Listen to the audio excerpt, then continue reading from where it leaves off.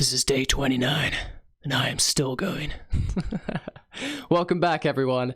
Today I thought we will try and have a look for some of the most controversial videos on YouTube and react to those. And I think the reason I'm choosing to do that is because they make for some really good conversational points.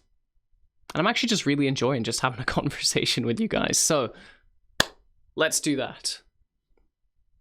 So here we have a video. It actually came up on my recommended list today from, wow, 12 years ago. It's got 5 million views. Tarantino slaps a cameraman.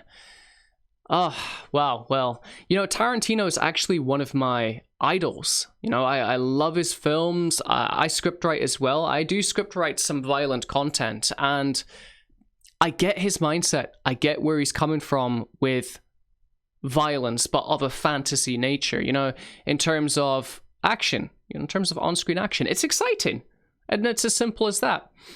And my opinion on the matter is that it actually helps reduce violence in the world, because when people are repressing that need to act out, they can do that through fantasy. They can do that through film and media. So I actually think it's more of a good thing than a bad thing. But that's my personal take on it. Let's watch the video. What's going on here? How's it going, man? How are you? What's going on here? What's going on here? What's going on here? Put that down. What's going on here? What are you doing? What are you doing? Do you not talk to me? Just for the. What are you doing? Hey, don't do that. Don't do that again.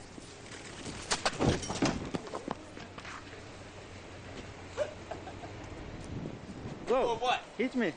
Go. Oh, go. shut Go up. for it. Go for it. No, I gotta Go. Go for it. No, I gotta go for it. Yeah. Go. Hit me. Go. You started it. Oh, I'm starting it? Yeah. Are you? Oh, you. So you're not just a guy from around here. You're actually a paparazzi guy? Go. Nah, I can't do it. Yeah, you know you can do it.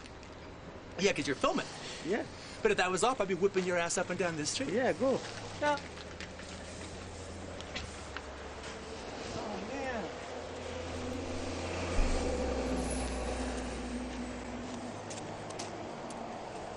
I mean, the guy must be so sick of people just throwing cameras in his face. I mean, they didn't throw a camera in his face, but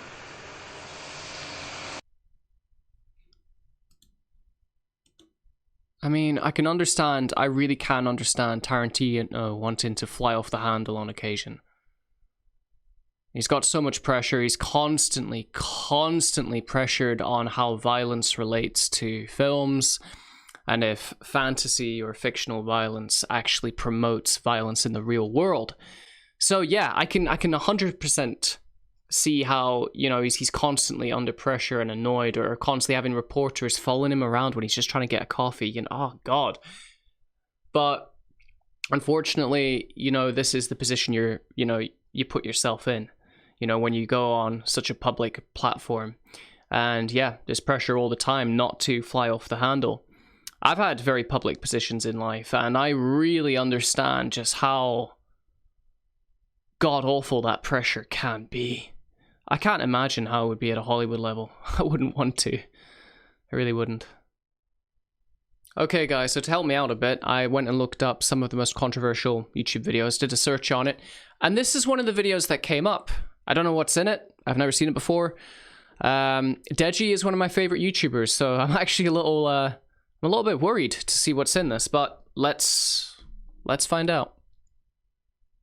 What's up, guys? It's Deji. So I didn't think I would be making this video, but because the police have released the CCTV footage regarding the whole incident that happened, and it's now in the public domain, legally I'm now allowed to talk about the footage. So I want to say thank you. Even though the footage is out there, you guys are still on my side.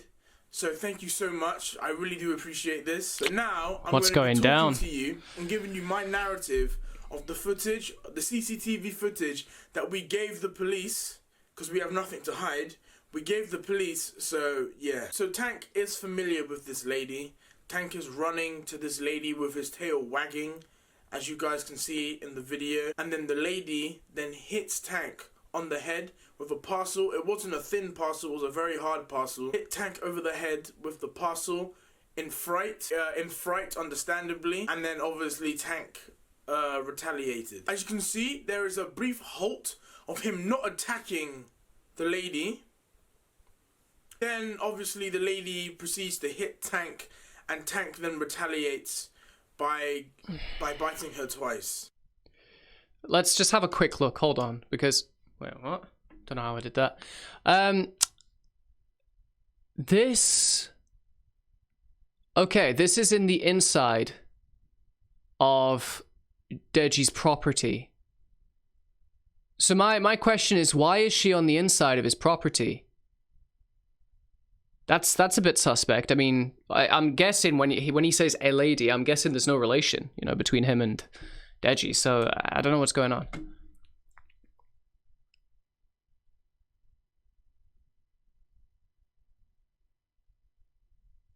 Yeah, I mean, she's not lunging at him. She's trying to ward him off.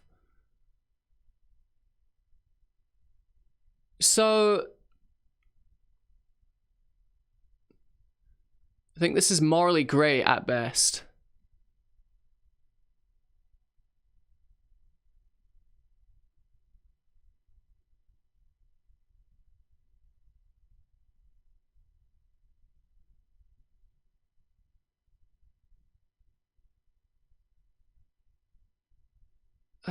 I mean, I don't really know what to say. I mean, if everything is... Oh, what happened there?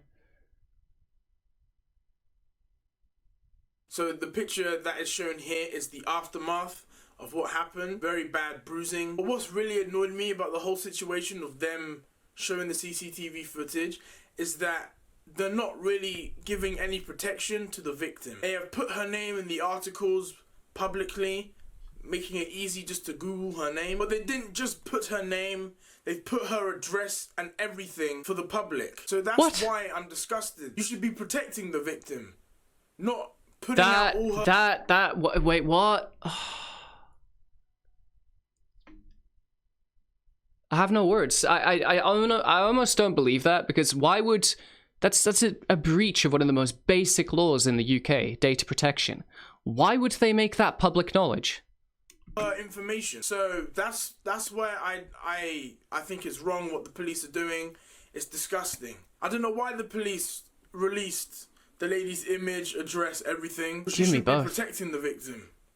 So that's where I think it's just wrong. We've had newspapers, news people coming to our house and their house just because they want an article. They've even been camping out outside our house just for an article for their newspaper or their website or their TV media, man. Whatever. So that's where I find it disturbing. That being said, don't get me started on the media. Close to this. Obviously, I'll give you more information in the future regarding this, but I'm just disgusted. Like I said, I'm sorry to the lady, and obviously, hopefully, we resolve this soon. Anyway, guys, take care. Yeah. Okay.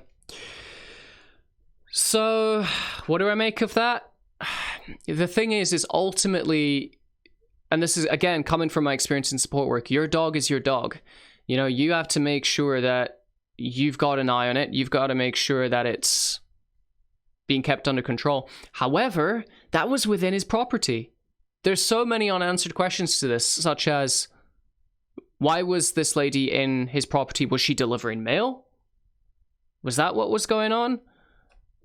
I mean, until you really have more information, you can't really draw anything conclusive from this. So it's a shame, but I do feel like this is actually a bit of a pointless video. I'm glad that Deji is at least taking responsibility and, you know, sticking up for the lady in the scenario. You know, that's at least something. You know, at least he's not going on that tangent of, it's not my fault and I don't know who she is and what was she doing and all that, you know. So that's something at least. Anyways, let's move on to the next one. Okay, so we got something a bit different here. When he says the word, I'm going to censor it, okay? What the hell was that? The potato was fucking insane. I was holding it so fucking straight.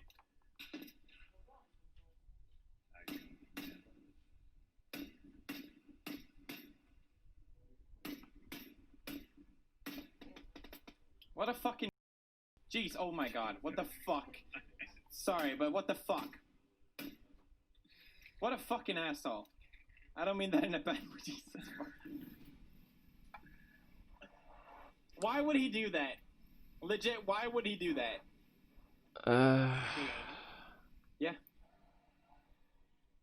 For fuck's sake. Talk about cringe moments.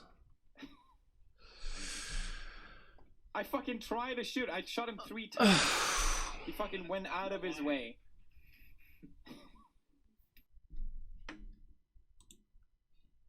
Okay. I love PewDiePie. Okay. When that came out, I was so surprised. I was like, what? I was like, nah. But then if you look at his reaction, I personally have this air of he knew he messed up. You know, something just slipped out of his mind. And in his apology video, which I've also seen, he did say in that moment, he just said the worst possible thing he could possibly think of, which was the N-word. 4,000 videos. 4,000, guys. And once has he said that word on his entire time on YouTube. Only once, to my experience, to my, God, the years that I've followed PewDiePie, has he actually said that word. A word which is actually used far too much in today's day and age. It's become so common for people to just casually say it to each other. And that's not acceptable, and it doesn't make it acceptable. But it is understandable that someone will slip up one out of the 4,000 videos that he's made. You know? I think the main thing that I would encourage everyone to take from this video is that we're all human. We make mistakes. Ultimately, judge someone's apology video if they decide to release one. Okay? See if you trust what they're saying, and see if you think what they're saying has merit. Yeah. You know, I wasn't going to do a Logan Paul video, but since we're on the subject of apology videos, let's have a look at this. I'm a little amazed, first off, at how many views it's got. 60 million. That's 10 times as much as PewDiePie would usually get on a video.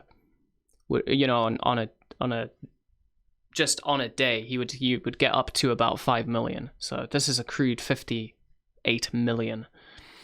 And also the like to dislike ratio. Vastly more people have disliked this than liked it. So I'm curious to see what's in it. Let's watch. Let's watch. I've made a severe and continuous lapse in my judgment, and I don't expect. Have you ever heard anything so rehearsed? I have made a severe and continuous lapse in my judgment. That doesn't sound human. Where, you know, come on. Like, what are you, an upgrade from Robot Zuckerberg? I've made a severe and continuous lapse in my judgment, and I don't expect to be forgiven. I'm simply here to apologize. So what we came across that day in the woods was obviously unplanned, and the reactions you saw on tape were raw, they were unfiltered. None of us knew how to react or how to feel.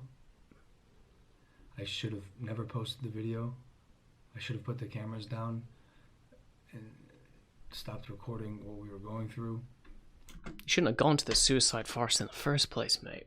I mean, who am I to tell people where to go? Of course, sure, but you went there with the intention of vlogging an experience in the suicide farce. You went there with the hope and the prayer that you might actually be able to film a dead body for your vlog. And why? For views? It's just... You know what? I'll take a step back. I'm conflicted a little bit because initially, way back in the day, I wanted to go on adventures and film aspects of the real world. You know, I had a much sort of deeper real world view given my upbringing in South Africa. than most of the British folk here, and I just felt like I was kind of living in this bubble, and I wanted some more adventure, even at the cost of risk, and I wanted to go out into the world and film some of the more morally grey aspects of it and document and showcase that. And you could argue that that's what Logan Paul has done. It made me consider, well, he put a disclaimer up in his video. That's the same sort of thing I would have done. Does that make it okay?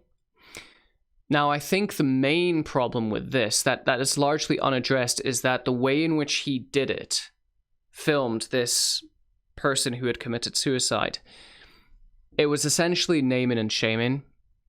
Now, I believe there was identification after this video and all the rest of it, but no, it was more of a case of he showed the gentleman's face. You know, he showed his body. It was just... You know, these people have gone to the suicide forest to end their lives because they are not able to see any other route out of their situation or their problem. And to showcase, you know, them taking this final step to the rest of the world, I feel like that's so immoral. Anyways, we'll move on. We'll move on. There's a lot of things I should have done differently, but I didn't. And for that, from the bottom of my heart, I am sorry. I want to apologize to the internet. I want to apologize to anyone who's seen the video. I want to apologize to anyone who has been affected or touched by mental illness or depression or suicide. But most importantly, I want to apologize to the victim and his family. For my fans who are defending my actions, please don't. They do not deserve to be defended. I like that. I like that you said that. You know, I feel like that shows some reflection. At the end of the day, this is his job. He's got a fan base to keep. And he's taken enough of a backward stance to say, don't defend me because I was wrong. That could lose him a lot of subscribers. You know, that's really the game of YouTube, unfortunately. But he's still taking the time to say that and recognize something wrong. So that's one small point earned. We'll continue. The goal with my content is always to entertain, to push the boundaries, to be all-inclusive. In the world I live in, I share almost everything I do. The intent is never to be heartless, cruel, or malicious. Like I said, I've made a huge mistake. I don't expect to be forgiven. I'm just here to apologize. I'm ashamed of myself. I'm disappointed in myself. And I promise to be better. I will be better. Thank you. There's something missing.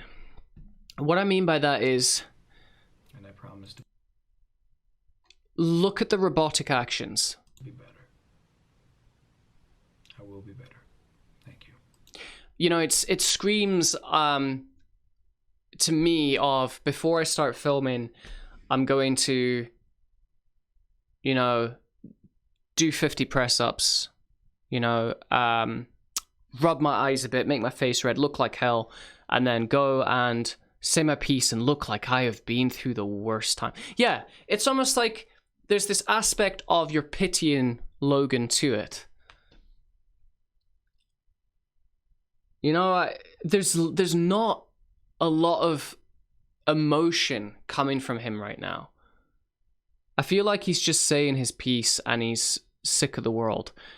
And yeah, I can understand that. I can. You know, yes, what he did was wrong, but can you also imagine the whole of YouTube taking notice?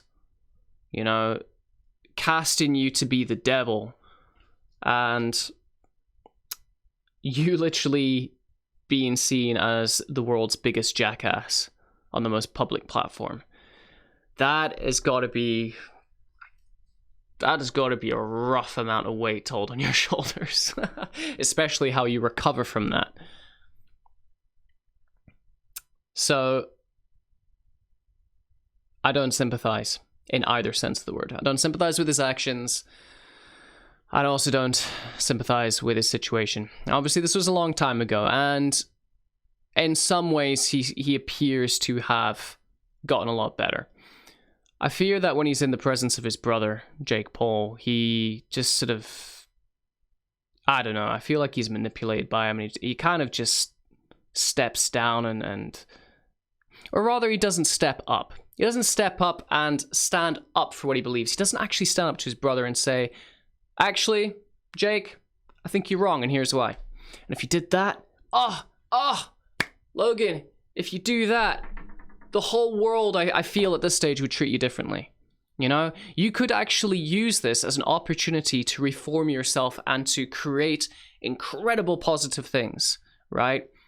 Use the disturbed experience you've had from this, the disturbia, if you will, to motivate and push you towards doing great and positive things for the world.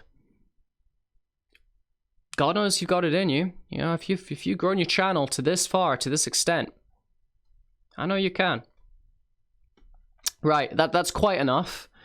That was a longer video than I was expecting. I don't really want to cover Logan Paul again anytime soon. But I felt like that was a good video worth reflecting. Seeing where YouTube has been, where it's at, and perhaps where it might be going. Some good conversation points there. Okay, well, that'll be it for today, because I've got a lot on. So there won't be anything much deeper, more insightful. But, as always, I will see you guys tomorrow. So take care until then, and I will catch you soon.